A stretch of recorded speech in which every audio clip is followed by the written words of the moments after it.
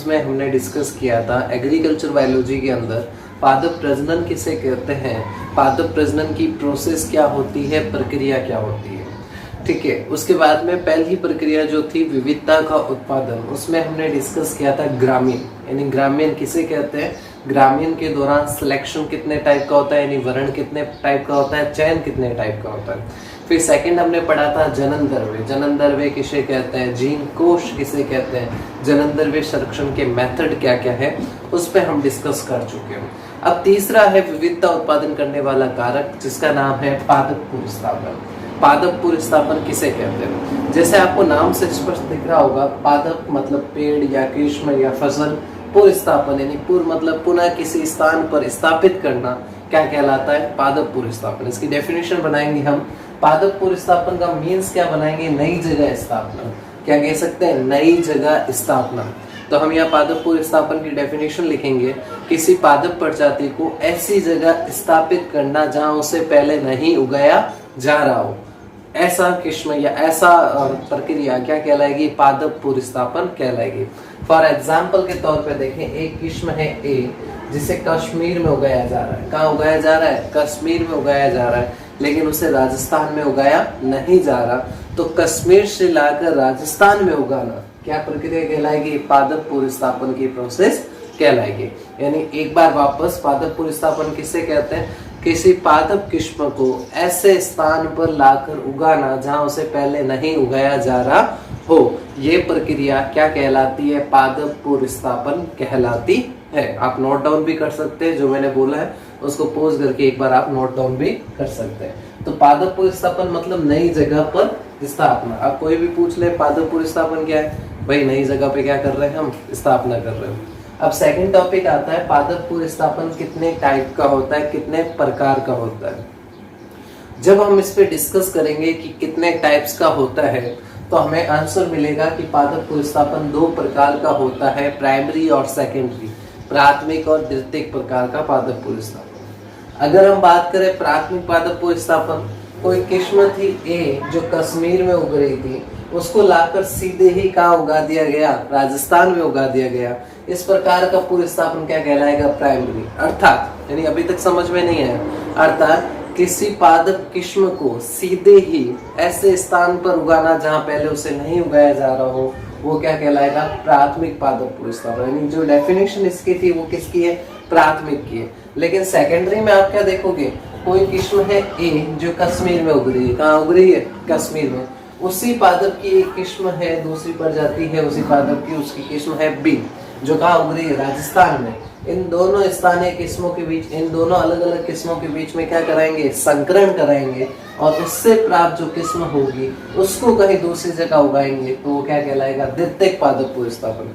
यानी पहले को तो ला के सीधा क्या कर दिया हमने, उगा दिया, तो वो क्या कहलाया, प्राथमिक। लेकिन सेकेंडरी में क्या किया, लाए और उसी प्रजाति की दूसरी किस्म के साथ क्या करवाया, स्थानीय किस्म के साथ क्या करवाया, संकरण करवाया, और संकरण करवाकर जो प्रजाति मिली उसको उगाया, ये क्या कहलाएगा, सेकेंडरी। यानी सेकेंडरी में आप क्या कर रहे हो, चयन कर रहे हो और उसका स्थानीय किस्म से क्या करा रहे हो, संकरण करवा रहे हो, तो ये क्या कहलाएगा, सेकेंडरी। यानी समझ में आया, ये यहाँ उग रही है, इसको डायरेक्टली ला के यहाँ पे उगा दे, ये है कश्मीर और ये है राजस्थान। तो यहाँ पे इसको अपन ने क्या किया, डायरेक्टली वहां से लेके आए, उगा दिया। लेकिन ये वाली किस्म ए है, इसको लेके आए कश्मीर, यहाँ उग रही है कश्मीर में। इसी की तरह की एक किस्म और है बी, वो कहाँ उग रही है, राजस्थान में। इन दोनों किस्मों के बीच में क्या करा दिया, संकरण करवा दिया। अब इन दोनों के बीच में संकरण होकर कौन सी किस्म बनी, सी, उसको उगा रहे, वो कौन सा कहलाएगा, द्वितीयक पुनर्स्थापन कहलाएगा। यानी क्लियर आउट हो चुका होगा, डायरेक्टली उगा दो प्राथमिक, किसी के साथ संकरण यानी स्थानीय किस्म के साथ संकरण करा के उगा दो, सेकेंडरी। यहाँ तक समझ में आ गया। अब बात करते हैं पादप पुनर्स्थापन की प्रोसेस क्या होती है, प्रक्रिया क्या होती है। सिर्फ पहले अभी नाम देख लीजिए, इसको भी डिस्कस करते हैं। फर्स्ट प्रोसेस होती है अर्जन, यानी प्राप्त करना। अर्जन का मीन्स क्या होता है, प्राप्त करना। संग्रोध, क्वारंटाइन, अभी बहुत ज्यादा चल रहा है क्वारंटाइन शब्द। क्वारंटाइन में अपन क्या कर रहे हैं, 14 दिन आइसोलेशन में रख रहे हैं। तो क्वारंटाइन का मतलब क्या है, कोई भी पादप प्रजाति है, उसके साथ जो खरपतवार आ रहे हैं, उसके साथ जो बीज आ रहे हैं, उसके साथ जो रोग आ रहे हैं, उसको रोग मुक्त करने की क्रिया क्या कहलाएगी, संग्रोध कहलाएगी। वो पादप किस किस्म का है, उसकी प्रजाति क्या है, वो कौन से कुल से है, उसमें क्या गुण है, उन सब को एक सूची बनाना क्या कहलाता है, सूचीबद्ध। फिर मूल्यांकन, यानी जो पादप प्रजाति आप लाए हो उसका जो ब्यूरो के जो क्षेत्र होते हैं, जैसे एनबीपीजीआर हमने पढ़ा था, उनके कुछ खेत है, उन खेतों के अंदर यानी एनबीपीजीआर के कुछ अपन कह सकते हैं गवर्नमेंटल खेत है जहां पर उनका क्या किया जाता है, टेस्ट किया जाता है, तो मूल्यांकन करेंगे। अगर मूल्यांकन करने के बाद प्राथमिक या द्वितीय का आपने जो करवाया है, जिससे आपको जो नई प्राप्त हुई है वो यहाँ की लोकल किस्म से बेस्ट है, तो उसका क्या करवाएंगे, गुणन कराएंगे और क्या कर देंगे, वितरण। मीन्स अच्छा बना है तो उसका क्या करेंगे, गुणन, और फिर उसका क्या करा दिया जाएगा, वितरण। तो ये है पादप पुष्टापन की प्रोसेस। अर्जन में मतलब इकट्ठा करेंगे वांछित जनन द्रव्य को, संगरोध में उसमें से अपन क्या करेंगे, बीजों में जो रोग है, कीट है, खरपतवार है, उसको रोग मुक्त करेंगे।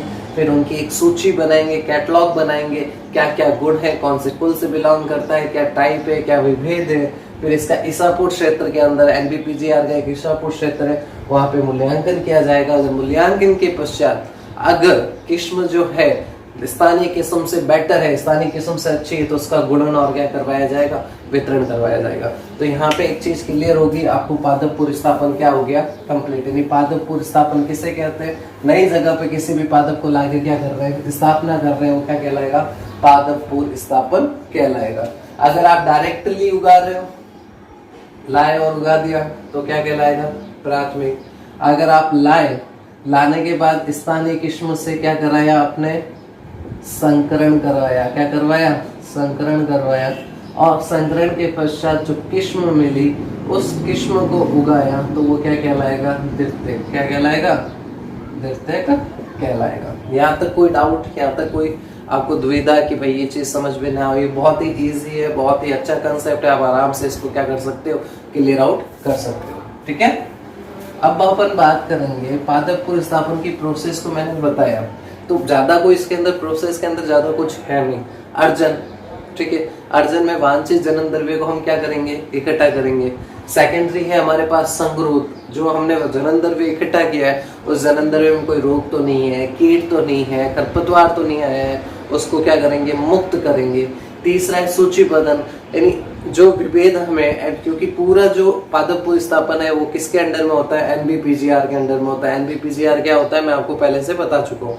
ठीक है, तो एनबीपीजीआर के अंडर में होता है जो विभेद, आपको जो पादप प्रजाति आपको मिली है एनबीपीजीआर से, ठीक है, उसकी पूरी आपको कैटलॉग बनानी है, पूरा आपको बताना है कि क्या क्या चीज है, क्या गुण है, कौन सा विभेद है।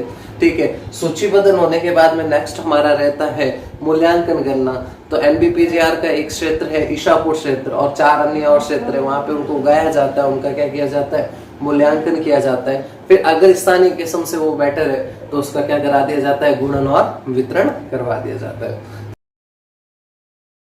उनके क्या लाभ है, क्या हानि है, डेफिनेशन हमें समझ में आ चुकी है कि पादप पुष्टापन किसे कहते हैं। अब हम बात करेंगे हानि और लाभ की।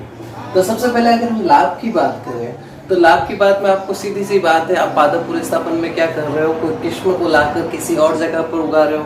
ठीक है, सेकेंडरी पादप पुष्टापन में अपन ने क्या किया, कोई किस्म लाए, उसको स्थानीय किस्म के साथ संकरण करवाया, उससे जो नई किस्म मिली उसका अपन ने क्या किया, नई किस्म को उगाया। ठीक है, तो हमें सबसे पहला लाभ क्या हो रहा है, कोई नई फसल का निर्माण कर रहे हैं, हम नई किस्मों का निर्माण कर रहे हैं। तो लाभ भी हुआ कि भाई जो कहीं और थी उसको लाके स्थानीय किस्म के साथ संकरण कराया, और उससे जो किस्म मिली उससे हमने उगाया, तो हमें क्या मिली, नई फसल मिली या नई किस्मों का निर्माण हुआ। सेकेंडरी बात करें, बगैर चयन व संकरण के समय, श्रम व धन की बचत होती है। एज वी नो कि प्राथमिक पुष्टापन में हमने क्या किया, सीधे लाकर डायरेक्टली उसको क्या कर दिया, उगा दिया, तो उसमें हमने ना चयन किया ना संकरण करवाया। तो इस प्रक्रिया के अंदर जो समय बचता है, जो धन बचता है और जो मेहनत बचती है, उसकी बचत हो रही है या नहीं हो रही है, सीधे से कंसेप्ट है। वही प्राथमिक पुष्टापन करा रहे हो, प्राथमिक पुष्टापन में आपको ना समय की आपको ना तो पैसे लगाने की आवश्यकता है, ना धन की आवश्यकता है, ना आपको परिश्रम की आवश्यकता है, और टाइम की भी बचत है, यानी आपको चयन और संकरण की प्रक्रिया करवाने की आवश्यकता नहीं है। तो पहला नई फसलों का निर्माण, दूसरा समय, धन और श्रम की बचत। अब तीसरी बात करते हैं, फसलों को जहाँ पे रोग लगे हुए थे वहां से हटाकर कहीं और स्थापित कर दिया। ठीक है, तो वो भी पादप प्रतिस्थापन हुआ। तो फसलों को रोग एवं कीट मुक्त क्षेत्रों में स्थापित कर उन फसलों को हम रोगों से और कीटों से क्या कर सकते हैं, बचा सकते हैं। एग्जाम्पल आप ले सकते हो, ये कोई फसल है, इस एरिया में उग रही है, इस एरिया में इस पे बहुत ज्यादा रोग लग रहे हैं, ठीक है, इसको यहाँ से लाकर यहाँ पर मैंने क्या कर दिया, उगा दिया, तो अब इस पर ना तो रोग लग रहा है ना कीट लग रहे, तो ऐसी स्थिति हमें क्या कहलाएगी, फसलों को रोग एवं कीट मुक्त क्षेत्रों में स्थापित करना, ये भी किसका लाभ हो जाएगा, पादप प्रतिस्थापन का। अगला, जो हम नई किस्म बना रहे हैं उस नई किस्म का उपयोग वैज्ञानिक विभिन्न प्रकार के शोध एक्सपेरिमेंट में यूज ले सकते हैं, तो वैज्ञानिक शोध है। तो यानी 4 लाभ है, नई फसलों का निर्माण, सेकेंडरी अपन करेंगे समय श्रम धन की बचत, तीसरा हम करेंगे रोग एवं कीट मुक्त क्षेत्रों में उगाने से उसकी बचत, चौथा वैज्ञानिक शोध हेतु। अब बात करते हैं हानि की, सीधी सी बात है, कंसेप्ट क्या चलता है हानि का, उसकी बात करते हैं। हम क्या कर रहे हैं, किसी किस्म को लाके डायरेक्टली उगा रहे हैं, तो उसके साथ खरपतवार प्रवेश कर जाएंगे, ठीक है, तो खरपतवार किसी क्षेत्र में क्या कर जाते हैं, प्रवेश कर जाते हैं। एग्जाम्पल सत्यानाशी और गेहूं सा, दोनों खरपतवार। दूसरा है नए रोगजनक, किसी फसल के साथ, किसी पादप के साथ कोई रोगजनक दूसरे देश से हमारे देश में आ सकता है। फॉर एग्जाम्पल श्रीलंका से कॉफी कीट, श्रीलंका से जो कॉफी का पादप लाया गया उससे एक रोगजनक भी आ गया, वो कॉफी कीट रोगजनक। तीसरा, ऐसे खरपतवार आ जाते हैं जिन्हें नष्ट करना संभव नहीं है, जिन्हें हम बंगाल का आतंक कहते हैं, जलकुंभी, ठीक है, बंगाल के जलाशयों का आतंक बना हुआ है, तो इसको ये क्या बन चुका है, अनिष्टकारी खरपतवार। लाए थे सौंदर्य के लिए, लेकिन वर्तमान में ये एक खरपतवार का रूप ले चुका है। अगला है कि पारिस्थितिक संतुलन बिगाड़ देता है। कुछ प्लांट ऐसे होते हैं, जैसे यूकैलिप्टस की बात करो, तो भूमिगत जल स्तर को क्या कर रहा है, कम कर रहा है, जितनी ज्यादा इसकी संख्या है उतना भूमिगत जल स्तर क्या हो रहा है, कम, तो पारिस्थितिक संतुलन बिगड़ गया। तो ये इंपॉर्टेंट क्वेश्चन है। अगर मैं बात करूं इसकी पादप प्रतिस्थापन के लाभ और हानि की, बहुत ही ज्यादा इंपॉर्टेंट है। पादप प्रतिस्थापन के प्रकार इंपॉर्टेंट है, परिभाषा इंपॉर्टेंट है, ठीक है। तो प्रकार हो जाएगी, लाभ और हानि बहुत इजी, हानि समझा दी, खरपतवार, ठीक है, रोगजनक, देखो क्या क्या प्रॉब्लम आ सकती है, खरपतवार, रोगजनक, अनिष्टकारी खरपतवार, और लास्ट एंड फाइनल पारिस्थितिक संतुलन बिगड़ जाएगा। बट इन सब के एग्जाम्पल एक एक आपको क्या करना है, याद करना है। लाभ हमें याद होगी, तो इसमें आपको क्या क्या याद करना है, परिभाषा, फिर सेकंड क्या आ जाएगा, प्रकार, और तीसरा लाभ हानि। इसमें से क्वेश्चन आने की संभावना है ज्यादा, तो ये आपको याद होना चाहिए। ये आपके कंप्लीट हो गया पादप प्रतिस्थापन के प्रकार या पादप प्रतिस्थापन किसे कहते हैं और इसके लाभ और हानि। अब हमारा जो अगला टॉपिक आता है वो कुछ क्वेश्चन के फॉर्म में हम कर रहे हैं। 2 पैराग्राफ है, उनको क्वेश्चन के फॉर्म में मैंने बनाया है। फर्स्ट क्वेश्चन है पुनरुत्पादन। पुनरुत्पादन किसे कहते हैं, तो आप इस नाम को तोड़ोगे तो सीधा आंसर आएगा पुनः उत्पादन, किसी चीज का वापस क्या करना, उत्पादन करना। आपने कोई किस्म बनाई है, कोई प्रविष्ट बनाई है, उस किस्म के बीजों का लगातार उत्पादन करते रहना क्या कहलाता है, पुनरुत्पादन। किसी प्रविष्ट या किस्म के बीजों को खेत में उगाकर उससे नए बीज प्राप्त करने की प्रक्रिया क्या कहलाती है, पुनरुत्पादन कहलाती है। पहले से प्राप्त बीज है उनको हम खेत में उगाएंगे और उगाकर उनसे नए बीज प्राप्त करेंगे, ये प्रक्रिया क्या कहलाएगी, पुनरुत्पादन कहलाएगी। हमने जनन द्रव्य संरक्षण पढ़ा था। जनन द्रव्य संरक्षण के अंदर ये चीज आप याद रखने ना कि जनन द्रव्य को अगर लंबे समय तक संरक्षित करना है तो क्या जरूरी है, पुनरुत्पादन। मान लो मेरे पास कोई 10 बीज है, उसको मैं लंबे समय तक नहीं रख पाऊंगा क्योंकि उन बीजों की एक निश्चित जीवन अवधि है, यानी इस टाइम के बाद में वो बीज क्या हो जाएंगे, समाप्त हो जाएंगे, उस बीजों के अंदर अंकुरण नहीं हो पाएगा। तो क्या करेंगे, हम उस बीजों से उसका एक नया वंश बनाएंगे, एक नई पीढ़ी बनाएंगे जो सेम उसी तरीके से हो। तो उन बीजों को उगाकर एक नए बीज प्राप्त करेंगे, ये प्रक्रिया क्या कहलाएगी, पुनरुत्पादन। मैं थोड़ा आपको डिटेल में ले गया, लेकिन अपन को शॉर्ट एंड स्वीट में याद रखना है। किसी किस्म, किसी प्रविष्ट जो हम साइंस में यूज कर रहे हैं, उससे उगाकर, उसके बीजों को उगाकर उससे नए किस्म या उससे नए बीज प्राप्त करना क्या कहलाता है, पुनरुत्पादन कहलाता है। बहुत ही इजी है, आसानी से याद हो जाएगा। अब बात करते हैं अनुवांशिक अपरदन। अपरदन किसे कहते हैं, कारण लिखो। यानी अनुवांशिक अपरदन की बात करें तो अनुवंशिकता में क्या आना, कमी आना, अनुवांशिक गुणों के अंदर कमी आना, ये कह सकते हैं हम। अपरदन कह सकते हैं, अब आप अपरदन सोशल साइंस में अलग पढ़ते हो, यहाँ पे थोड़ा अलग है।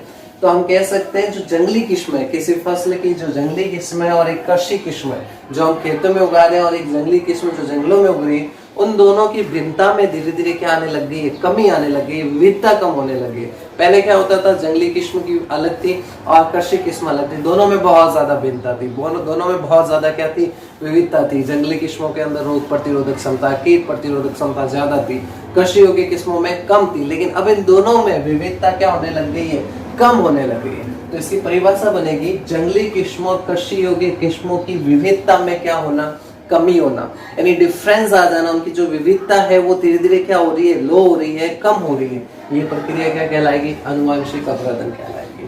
कारण बताओ, तो सीधी सी बात है, आजकल हम कैसे बीजों का उपयोग करने लग गए, उन्नत किस्मों का।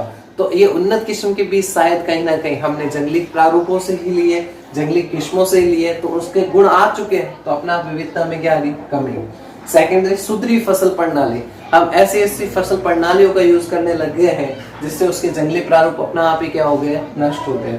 तीसरा, जो जंगली इलाके थे, जनसंख्या दबाव के कारण, जनसंख्या बढ़ोतरी के कारण उन जंगली इलाकों में हम क्या करने लग गए, या तो खेती करने लग गए, या हमने वहां पे क्या बना दिया, उनको चारागाह के रूप में बनाया गया, जिसके कारण जो जंगली किस्में थी वो सब क्या हो गई, नष्ट हो गई। अगला है औद्योगिक इकाइयों के कारण। आज विभिन्न प्रकार की इंडस्ट्रियल जो इकाइयां है वो गांवों के शहरी क्षेत्र से बाहर बनाई जा रही है, ठीक है। विभिन्न प्रकार की फैक्ट्रियां बनाई जा रही है, रेलवे निकल रहा है, ठीक है, भवन बना रहे हैं, हम सड़क बना रहे हैं। तो उस स्थिति में क्या हो रहा है, जो जंगली इलाके या जंगली प्रजातियां वो क्या हो रही है, नष्ट हो रही है।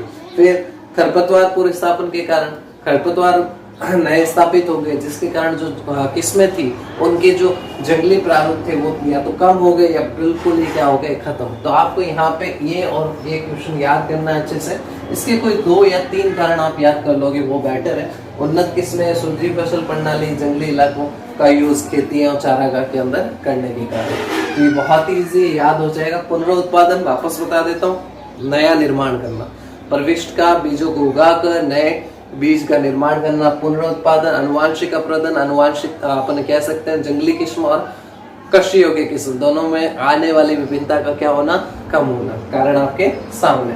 तो क्लियर हुआ यहाँ तक? अगर कोई भी डाउट है तो कमेंट बॉक्स में लिखिए, और अगर समझ में आ रहा है तो 12th क्लास के बच्चे जो एग्रीकल्चर बायोलॉजी से रिलेट करते हैं, जितने भी आपके कॉन्टेक्ट में, उनके साथ शेयर कीजिए, ताकि एग्जाम आपने कह सकते हैं जब तक स्कूलें खुले तब तक उनका थोड़ा बहुत हम क्या चाहते हैं कि कवर अप हो जाए। जितना कर सकते हैं, जितना हो सकता है अपन उतना कवर करने की कोशिश करेंगे, ठीक है।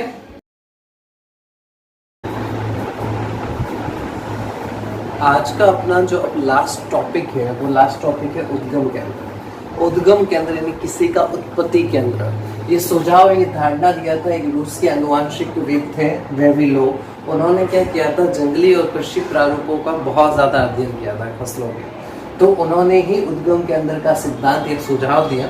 उनके अनुसार उद्गम केंद्र किसे कहते हैं? उन्होंने कहा कि फसलों का उद्गम उनकी कौन सी प्रजातियों से हुआ? जंगली प्रजातियों से। यानी सभी फसलें अपनी जंगली प्रजातियों से बनी है और कुछ विशिष्ट स्थानों पर बनी है। उन स्थानों को हम क्या नाम देते हैं? उद्गम केंद्र। यानी फसलों का उद्गम उनकी जंगली प्रजातियों से कुछ विशिष्ट स्थानों पर हुआ। उन स्थान, उन क्षेत्रों को हम क्या नाम देते हैं? उद्गम केंद्र। उद्गम केंद्र 2 प्रकार के होते हैं, प्राथमिक उद्गम केंद्र और द्वितीयक उद्गम केंद्र। प्राथमिक उद्गम केंद्र ऐसा केंद्र यानी जहां पर उस फसल की उत्पत्ति उसके केवल और केवल किस प्रारूप से होगी?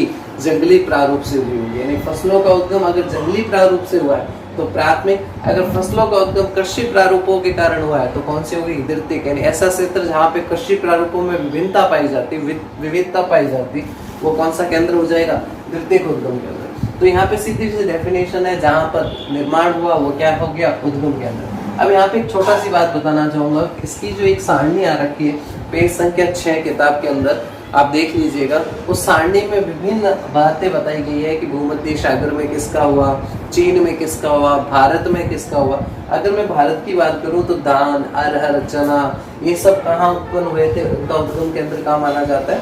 भारत में, ठीक है। तो ये हो गया उद्गम केंद्र वाला कंप्लीट। अब कल हम बात करेंगे संकरण वाले चैप्टर की, संकरण वाले नेक्स्ट टॉपिक की, ठीक है। तब तक इसको रीड आउट कीजिए, इसके नोट्स बनाइए और